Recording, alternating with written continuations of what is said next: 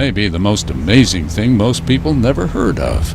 I'd go to PTA meetings for my son's school, or I'd have my neighbor over for dinner, and I realized, wow, people outside of my little science world have no idea what's going on, and yet this is going to impact everybody's lives. And most of the estimated 25,000 fans who streamed into the stadium said they were there for soul-searching on what's happening in America. As some say, anger over politics and policies are fueling an American society of division and hate. And I worked on Capitol Hill, started in 1968. And in those days, the Democrats and Republicans got along real well. And although they would fight on the floor, after they left the House, they would go have a drink together. Today, it's just, it's not happening today. That's when right. did we get so soft? Like when did we as Australians become so soft that we couldn't cop somebody else's opinion and get on with our lives anyway if we didn't agree with it? We've gone so soft and we're so judgmental and we want to ban everything that we don't agree with as people, which is robbing us of our personality. Today's shooting is calling into question the state of American politics. Is it too hateful? But just be kind. I think be kind. I'm sick of people being cruel and nasty online. That's right. And It's also, horrific. that's So right. back off, everyone. Free speech does not mean the right to abuse people or threaten them or incite violence against them. That is reprehensible. That is not what we're talking about. When we get to the point where we can't talk to each other without going to blows, we have lost all the fabric of our society is in danger.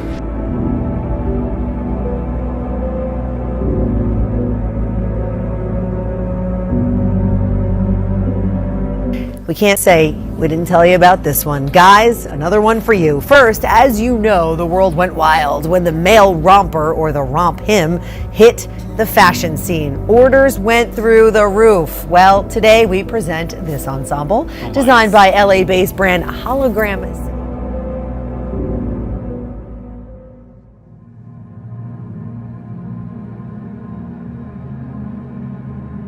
Social media is all googly-eyed over this. Can't be sure if those pieces are machine washable, but I checked, and some of the color and combo sizes are already sold out. So if you like what you saw,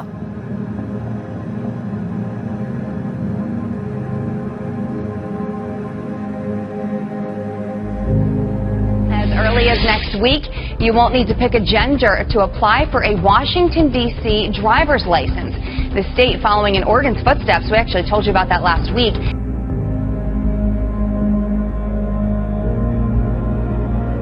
And just that thing again, just going back to your original article, just because we disagree with something, should it be banned? Is our world really coming to a place of safe spaces?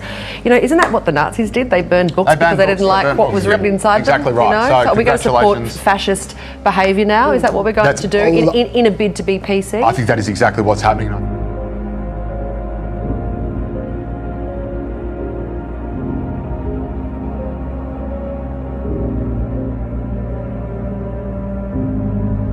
So I have to ask you, speaking of countries divided by language and religion, about Canada, the country we lived for a while.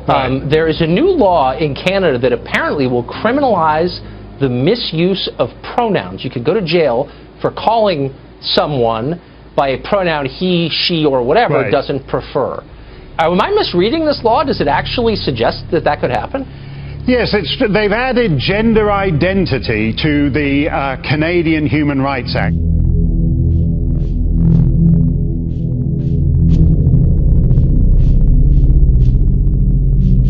And that actually is the case. For Canadians, now misgendering someone will risk you being embroiled either at a Human Rights Commission or in a criminal court.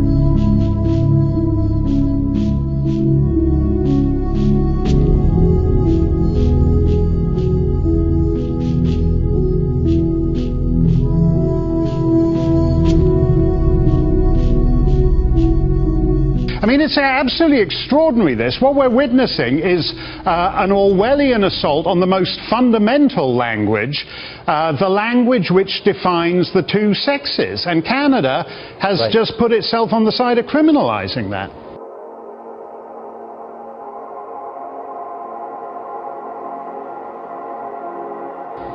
fundamental language that corresponds with fundamental biology, all of which it is now mandatory to deny. It's all, you sort of wonder, like, why does no one stand up and say that?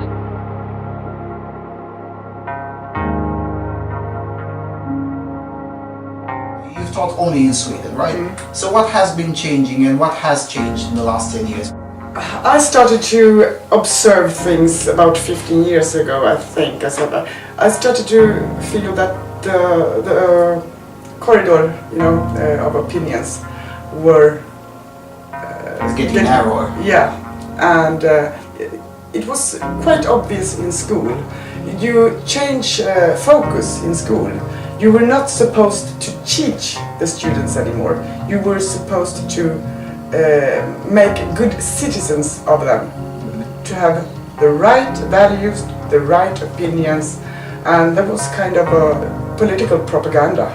I didn't realize that first. I was just wondering what is happening. Why can't we say what we want anymore? There was I called it everyone should agree and think exactly the same. And what really worries me about the current standard of debate at the moment is that seems to be the knee-jerk reaction of a lot of people who call themselves progressives.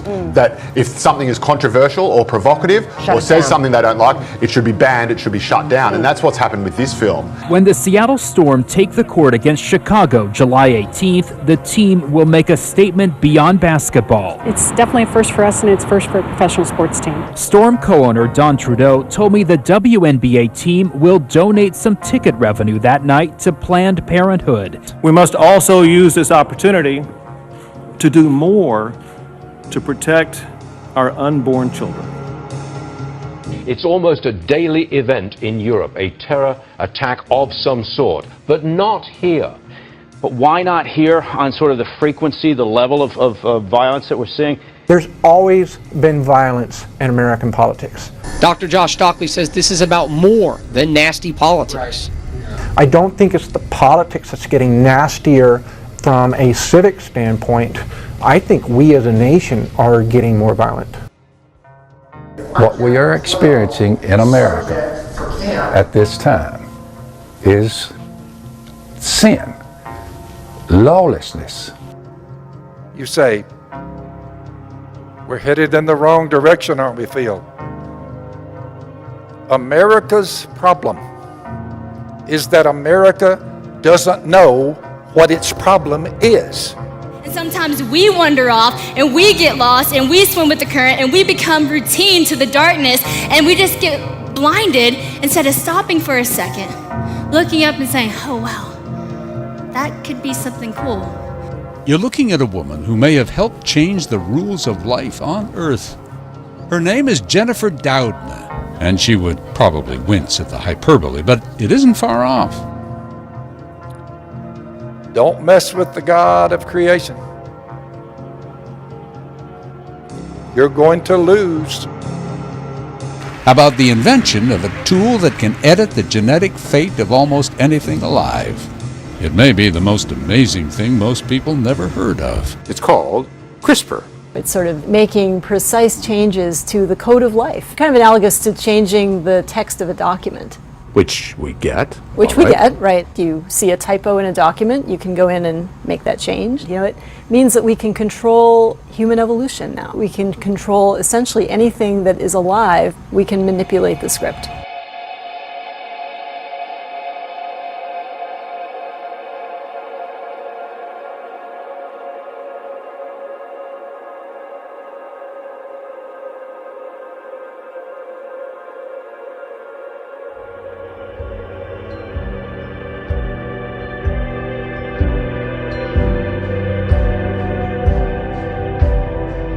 So I looked up this study on growing leaders, and I said, what is the number one fear that college kids have today? And I like this study because it went past the normal fears that you would think of. See, what it said was, they're not happy with the direction that the country is going, and they are fearful to go into that. And they want to possess values, but life has always been very convenient for them, with little need to sacrifice for what is right. Interesting. When I read that, At first I was like, wow, that's awesome, that's such a, big fear. But then I thought, that actually really bothers me, because this is something that we so have an opportunity to change.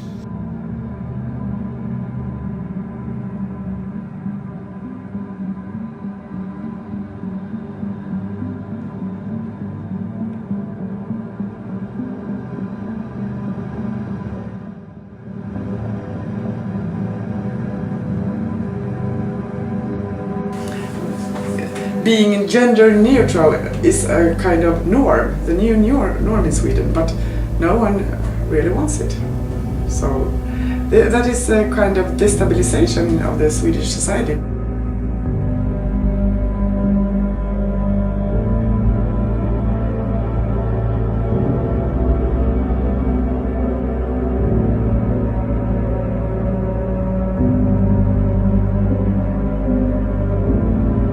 In Sweden we are indoctrinating them to behave as women and even dress like women and wear cosmetica and take away all the male attributes.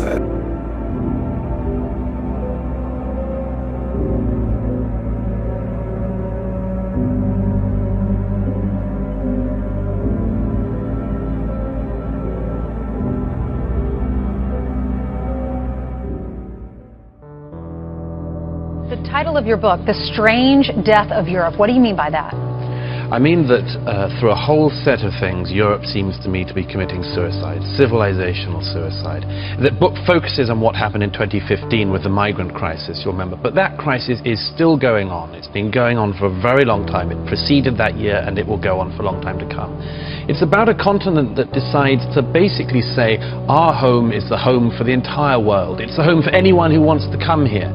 And in the process, as I say in the book, the peoples of Europe lose the only home we have.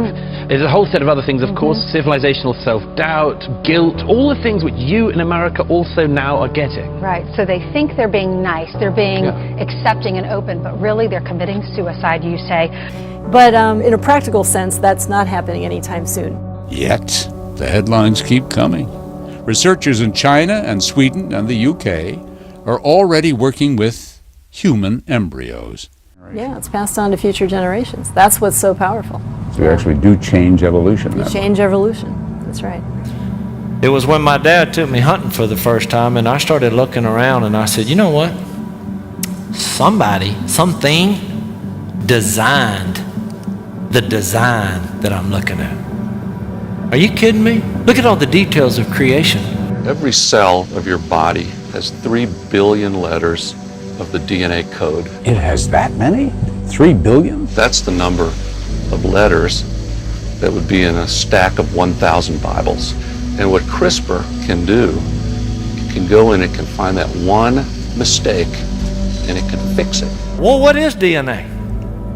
It is a molecule that sends information that every organism needs to grow correctly. It is the most complex code on the planet. And she worries, what's next? Designer human babies? Taller, smarter, better vision for a price? I had a conversation the other day with someone who said they were imagining to go into an in vitro fertilization clinic of the future, and you're handed a menu and you check off, well, I want this, I want that, I want this, I don't want that, It's a bit creepy.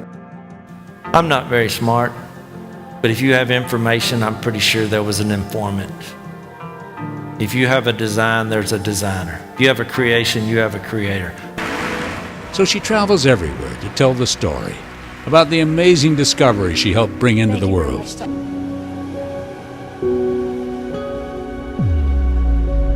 You see what happens when you forget God and what He says?